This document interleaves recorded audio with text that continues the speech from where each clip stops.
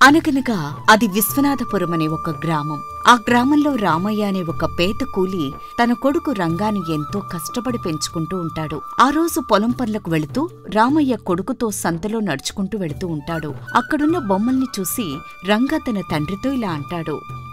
నాన్నా, అబ్బో, ఈ బజార్లో ఎన్ని బొమ్మలున్నాయో చూసావా? అవన్నీ నన్నే చూస్తున్నట్లున్నాయి నాన్నా.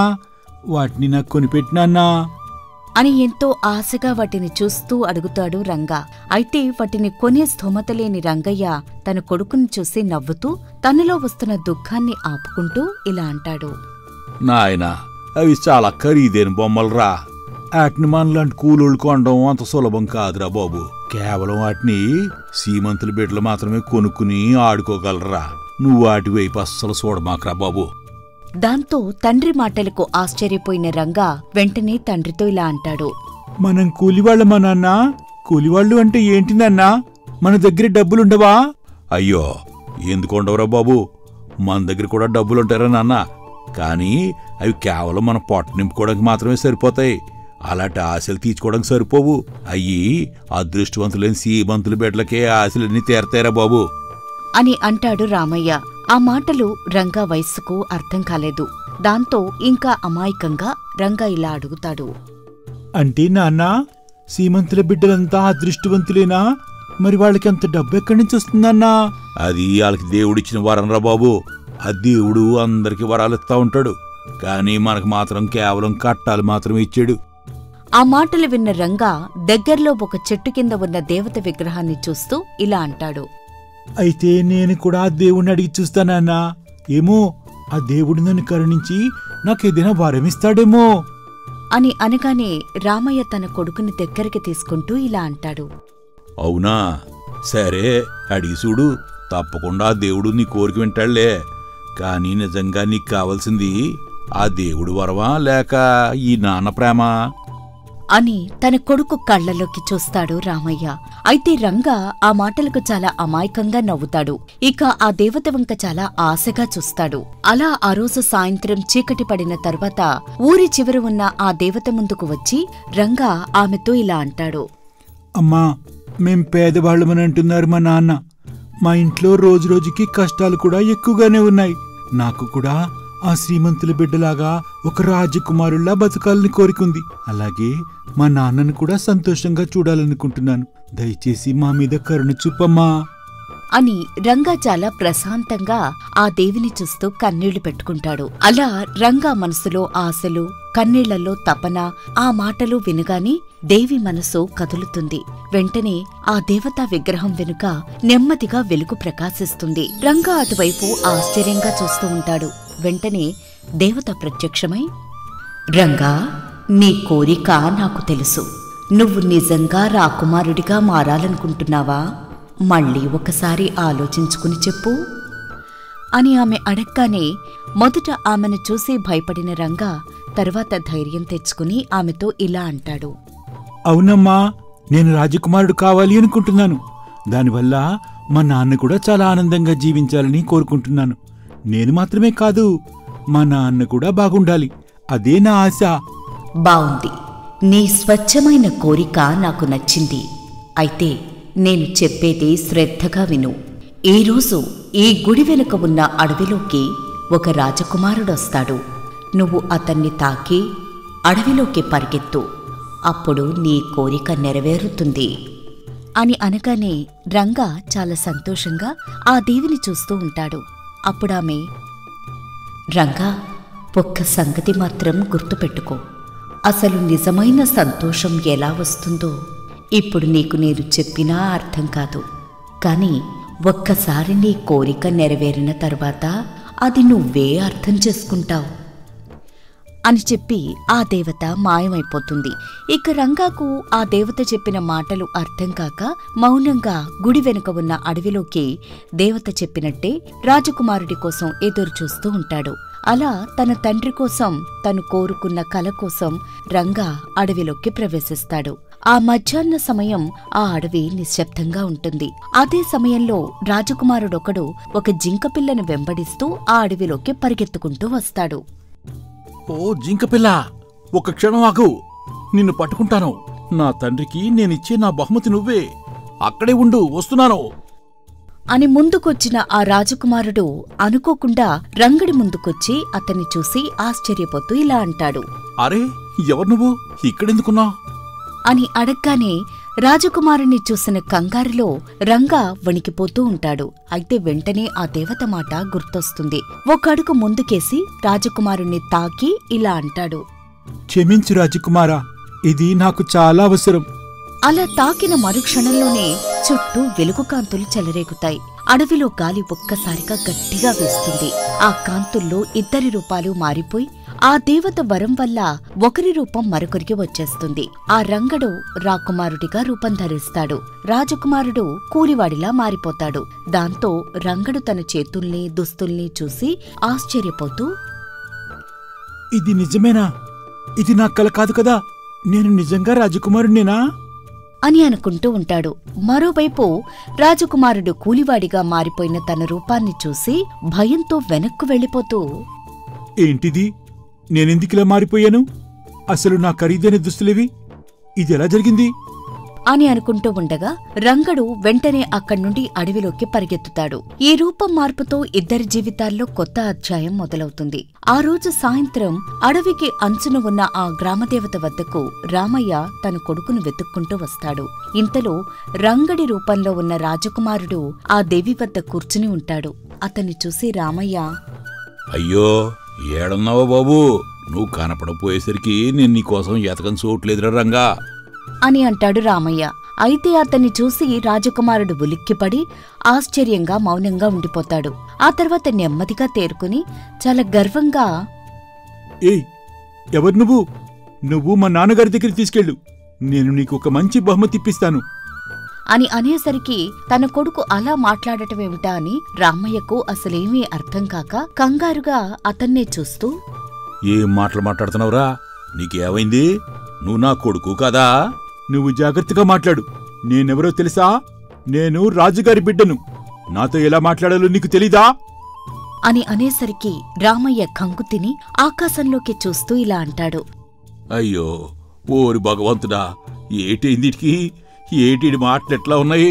ఇడికి పిచ్చి పట్టిందా ఏటి? మళ్ళీ అదే మాట మాట్లాడుతున్నావు. నాకు పిచ్చి లేదు, ఏమీ లేదు. నన్ను నువ్వు ఇక్కడ ఉంచేస్తే అది నీకు ఏమాత్రం మంచిది కాదు. నన్ను వెంటనే రాజుగారి వద్దకు తీసుకువెళ్ళు. సాల్రా బాబు, ఇక మాట్లాడేది చాలే. కొంచెం ఊరుకో. నువ్వు నా కొడుకువి. నువ్వు చెప్పే ఈ మాటలు ఇంకెవరికైనా చెప్తే నువ్వు పిచ్చోడు అనుకుంటారా బాబు అని రామయ్య తన కొడుకు స్వభావం ఎందుకలా మారిపోయిందో తెలియక చాలా కంగారు పడతాడు. ఇక రాజకుమారుడు మాత్రం తాను ఎలా ఈ రూపంలోకి వచ్చానో, ఎవరు తనని ఇలా చేశారో అర్థం కాక తెగమక పడుతూ ఉంటాడు. ఇక చీకటి పడుతూ ఉండడంతో రామయ్య తన పేద గుడిసెలోకి ఆ రాజకుమారుణ్ణి తీసుకువస్తాడు. తన కొడుకు మాటలు అలా ఉండటం చూసి ఏదైనా చెడుగాలి పట్టిందేమోనని భయపడతాడు రామయ్య. ఓరి రంగా, ఏటెదురా నీకు? యాడిపోయావు? ఏందిగలా మాట్లాడుతున్నావు నువ్వు? రాజకుమారుడు రామయ్య వైపు చిరునవ్వుతో కాక అసహ్యంతో చూస్తూ, ఏంటిది? ఇల్లా? ఛీ, మనుషులనేవాళ్ళు ఇక్కడ ఉంటారా అసలు? మా రాజమహల్ చూస్తే నువ్వే వాకిట్లో ఉండేవాడివి. రాజకుమారుడు తనకు పడని జీవితం గురించి అంగీకరించలేకపోతాడు. కాని రామయ్య మాత్రం తన కొడుకుకి గాలి సోకినట్లుగా భావిస్తాడు. మరోవైపు రాజకుమారుడి రూపంలో ఉన్న రంగడు రాజభవనంలోకి ప్రవేశిస్తాడు. అక్కడ పగటి వెలుగులో రాజభవనం అద్భుతంగా మెరిసిపోతూ ఉంటుంది. భారీ గోడలు, కళకళలాడే వాతావరణం చూస్తూ రంగడు ఆశ్చర్యంగా, అబ్బా, ఇది నిజంగా రాజభవనమా? అసలు ఇంత గొప్పగా ఉంటుందని నేను అనుకోలేదు. ఇక్కడ అన్నీ బంగారమే కనిపిస్తున్నాయి అని అనుకుంటాడు. దాంతో ఆ మాటలు విన్న రాజభటుడు రంగణ్ణి గమనించి నవ్వుతూ, ఏటిదెవరోజా ఇదే మాటలు? ఇది మీరు పుట్టిన భవనం కదా? ఇలా మొదటిసారి చూసినట్టు మాట్లాడుతున్నారేటండి? అబే, ఏం లేదు, ఎప్పుడూ చూడని కోణంలో చూస్తున్నానంతే. అలా రంగడు లోపలికి ప్రవేశిస్తాడు. అలా రంగడు నెమ్మదిగా రాజభవనంలో తిరుగుతూ ప్రతి గది, ప్రతి మూలను ఆశ్చర్యంతో చూస్తూ ఉంటాడు.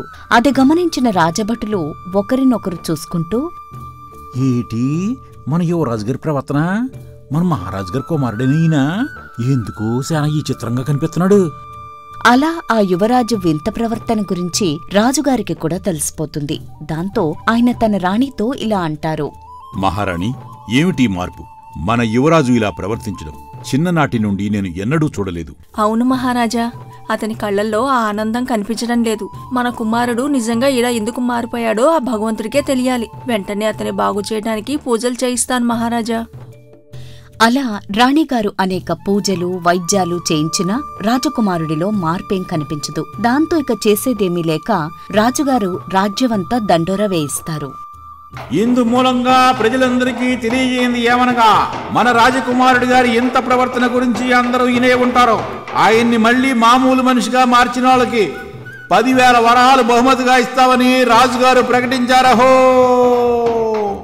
ఆ ప్రకటన రామయ్య ఇంటిలో రంగడి రూపంలో ఉన్న అసలు రాజకుమారుడు కూడా వింటాడు. దాంతో తన మనసులో ఇలా అనుకుంటాడు, ఇది ఖచ్చితంగా వాడి పని. నా రూపం మార్చింది వాడే. అంటే వాడిప్పుడు రాజభవనంలో ఉన్నాడనమాట.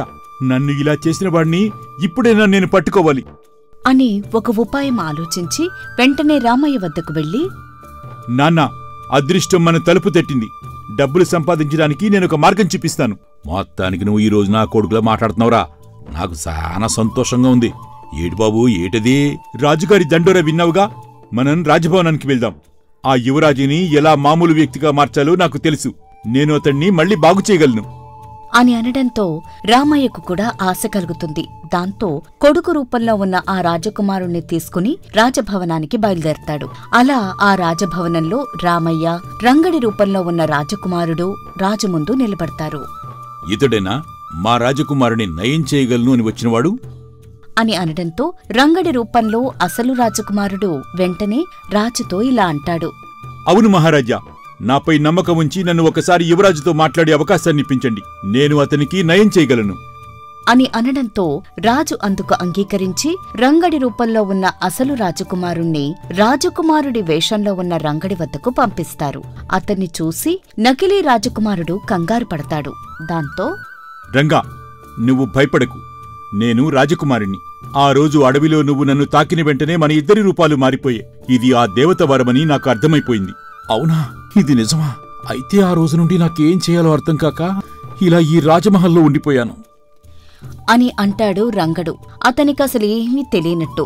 దాంతో రంగడి రూపంలో ఉన్న రాజకుమారుడు, అందుకే నువ్వు మళ్ళీ నన్ను తాకు, మన రూపాలు తిరిగి వస్తాయేమో చూద్దాం అని అడగడంతో రాజకుమారుడి రూపంలో ఉన్న రంగడు తన రూపంలో ఉన్న అసలు రాజకుమారుణ్ణి వణుకుతూ తాకుతాడు. దాంతో ఒక్కసారిగా ప్రకాశం చుట్టుముట్టి మళ్లీ ఎవరి రూపాలు వారికి వచ్చేస్తాయి. అలా వాళ్ళిద్దరూ ఎవరి రూపాల్లోకి వారు తిరిగి వచ్చేస్తారు. అలా బయటకొచ్చిన అసలు రాజకుమారుడు రాజుతో ఇలా అంటాడు, తండ్రిగారు, నేను మళ్ళీ తిరిగి వచ్చేశాను అని అనడంతో రాజు, రాణితో పాటు అక్కడున్న అందరూ ఆశ్చర్యంతో అతనింతకు ముందులా మారిపోయినందుకు సంతోషిస్తారు. దాంతో మహారాజు కన్నీళ్లు తుడుచుకుంటూ, ఏమైంది? అసలు ఇదంతా ఎలా జరిగింది అని అడుగుతాడు. అయితే రాజకుమారుడు అసలు నిజం దాచిపెట్టి ఇలా అంటాడు, నిజంగా ఈ రంగడు నా ప్రాణాలు కాపాడారు నాన్నగారు. దాంతో రాజు రామయ్యను దగ్గరకు పిలిచి, రామయ్య, నీ కుమారుడు నా కుమారుడు ప్రాణాలు కాపాడాడు. మీ ఇద్దరికీ ఎనలేని బహుమతులిచ్చి సత్కరిస్తాను అని అనడంతో రంగడు తన తండ్రి కళ్లల్లో ఆనందం చూసి ఎంతో సంతోషిస్తాడు. తనలో తాను ఇలా అనుకుంటాడు, నేను రాజకుమారుడిగా మారిన రోజు కన్నా ఈ రోజు నాకు చాలా ఆనందంగా ఉంది. నేను ఈ రాజభవనంలో సకల సౌఖ్యాలు అనుభవించినా సరే పొందలేని ఆనందం ఈ రోజు నా తండ్రి కళ్లలో సంతోషం చూసి నాకు కలిగింది. నా అనేవారు లేని సంపదలు ఎన్ని ఉన్నా అవి మనకు ఆనందాన్ని కల్పించవు. ఆ రోజు ఆ దేవి ఇదే చెప్పాలి అనుకుంది. ఇంక నేను మా నాన్నతో వెళ్లి సంతోషంగా జీవిస్తాను.